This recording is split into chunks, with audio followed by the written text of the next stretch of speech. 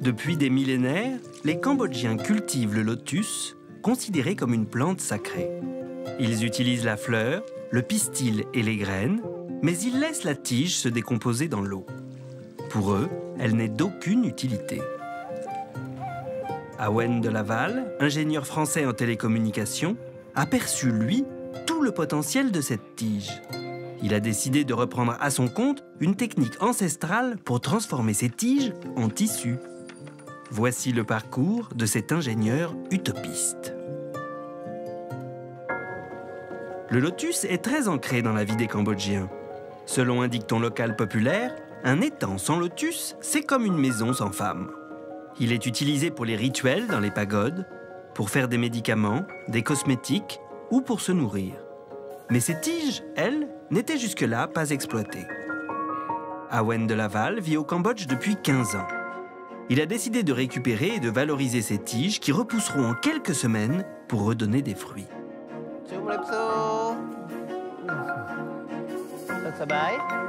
Ces jeunes femmes traditionnellement récupèrent les fruits et donc ils restent et laissent dans l'eau en fait toute la tige qui n'est pas utilisée. Et ici, on a des tiges qui font 1 mètre, 2 mètres, 3 mètres.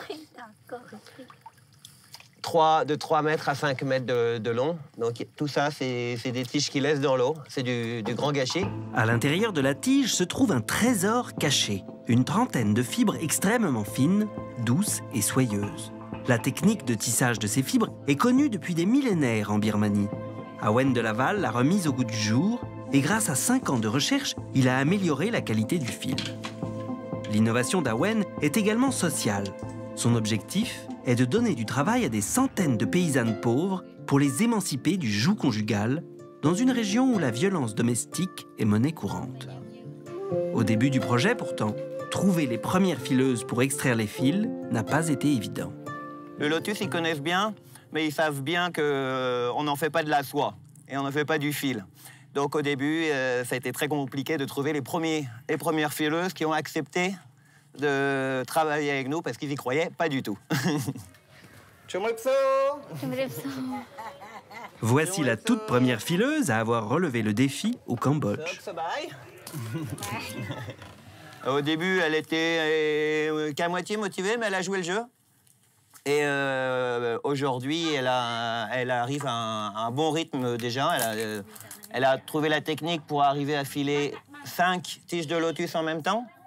Et aujourd'hui, le fil qu'elle produit, il est plutôt de très bonne qualité.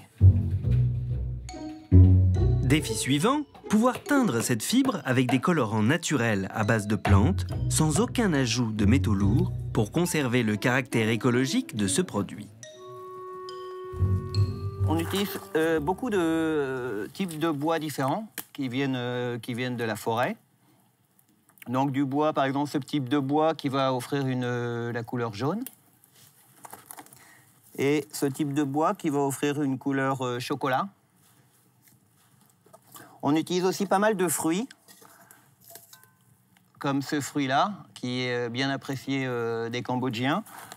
On y trouve des graines, des petites graines rouges, presque rouges, qui vont offrir une couleur quasiment rouge-bordeaux. Ce fil si précieux, Awen de Laval l'a envoyé en expertise à l'Institut français du textile et de l'habillement. Elisabeth Govard, ingénieure textile, étudie le lotus pour la première fois. Et ce qu'elle découvre est une vraie surprise. Le lotus est la première microfibre naturelle. Une microfibre, comme son nom l'indique, est une fibre micrométrique dont le diamètre est très petit, proche d'un micron. Une microfibre va mesurer 10 fois moins qu'un cheveu. C'est génial. Simplement parce que grâce à toutes ces petites fibres, on va avoir des propriétés démultipliées. Donc des propriétés en termes de douceur, de confort au porté, de respirabilité. Le lotus est donc la seule microfibre d'origine naturelle connue à ce jour. Les autres sont toutes d'origine synthétique. Et pour bien montrer la différence entre les deux fibres, Elisabeth Govard leur fait subir le test de l'hydrophilie pour déterminer quel tissu absorbe mieux l'eau. La microfibre de lotus, c'est génial parce qu'elle a une très bonne capacité d'absorption d'eau. Ça veut dire qu'au porté, on peut imaginer que le produit sera super agréable, très respirant, très confortable, une vraie sensation de bien-aller, à l'inverse d'un polyester traditionnel qui, lui, ne respirant pas, pourrait générer une petite sensation de moiteur lorsque l'on bouge beaucoup. Avec une chemise en lotus, la transpiration sera absorbée et évacuée plus facilement qu'avec une chemise synthétique. Après une journée de tests en laboratoire, la réponse est claire. La fibre de lotus a des qualités qui en font une fibre d'exception. Et sa résistance mécanique rend possible une industrialisation.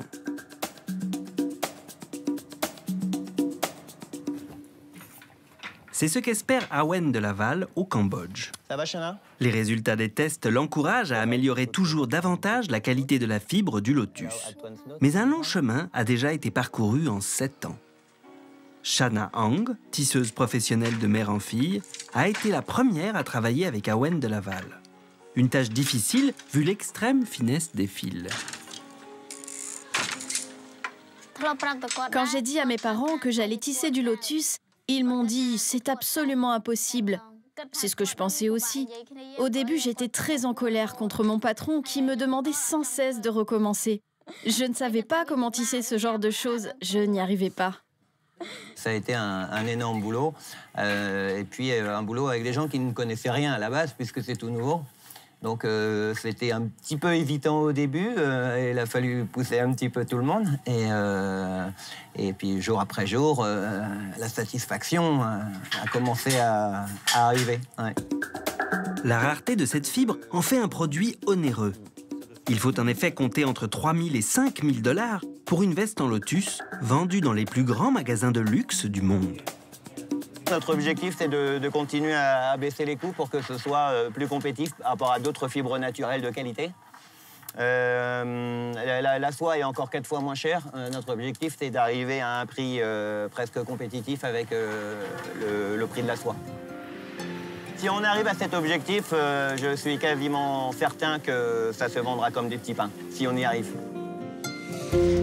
Awen de Laval étudie actuellement des projets de collaboration avec des grandes marques de luxe.